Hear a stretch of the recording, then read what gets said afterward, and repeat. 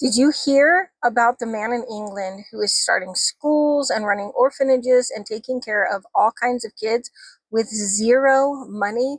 I'm serious. He doesn't do any fundraising. He doesn't even ask for donations, nothing. He asks no one for help. So here's what happened. One morning, the orphans sat down in this orphanage that he was running at the table with no food at all. But instead of panicking, he prayed and he thanked God for breakfast anyway. The breakfast they didn't have, but he thanked God for it. Right after praying, there was a knock on the door and a baker came in. He said he couldn't sleep at all. He felt like he should bake a bunch of bread for children. Moments later, a milk cart delivering daily milk, you can get your milk delivered still, broke down in front of the orphanage.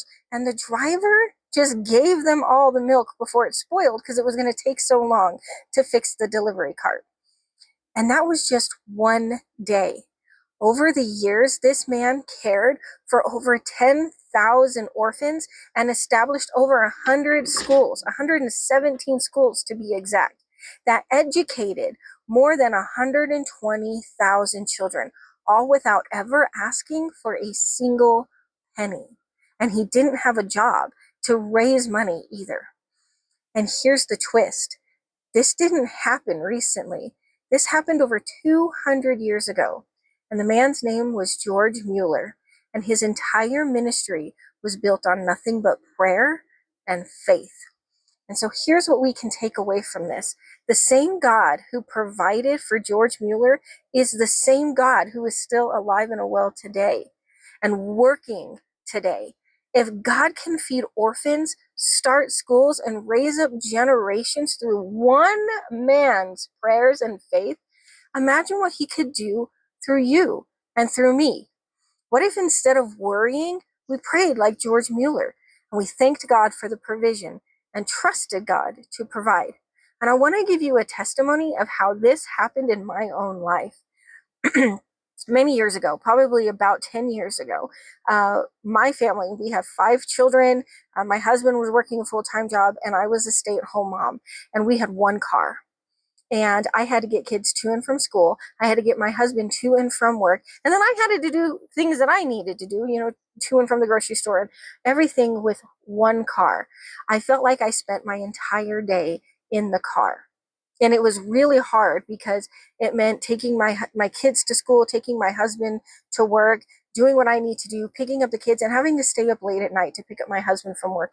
Thankfully, he worked the late shift, and so there was not conflict in the morning getting everyone where they needed to go, but it made for some very late nights.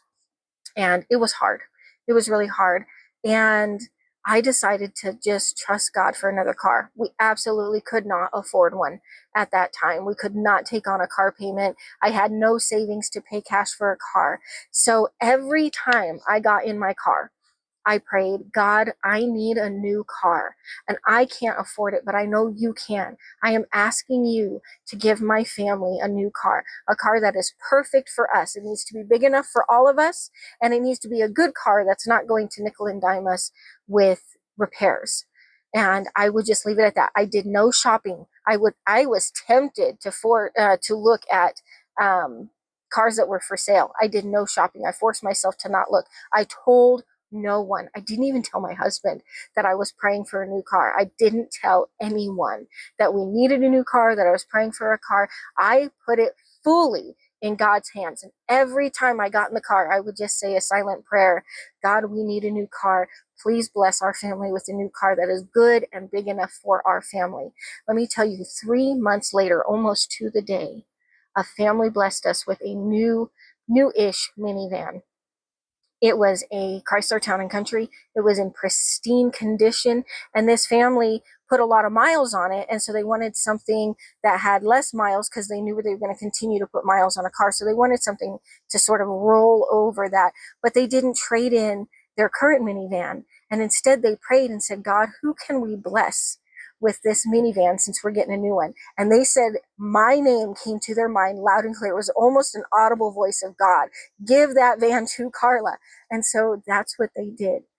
I simply trusted God and prayed every day for 3 months, and we got a van, and I didn't have to pay a thing for it except for title plates and stuff like that. And then because of that, my family continued to trust God for provision and for need. We got new shoes, we got money, we got car parts, we were given a trampoline, and these were things we prayed for. The trampoline one is kind of funny because COVID happened and everything shut down. The kids are doing schooling at home, and I was going nuts. Like, the kids need to go outside and get out of my hair, right? They're just stuck in the house all day long. And so I went to the store to go buy them a trampoline. They're all gone. Every other parent was suffering with the same thing. I'm a kid. So I was like, God, we need a trampoline. I kid you not, 2 days later, somebody gave us a trampoline. So the story of George Müller is true. God is in the business of providing for our needs and taking care of us. We just have to have faith in him for it. So I hope this story and this testimony blesses you, and you have a blessed rest of your day.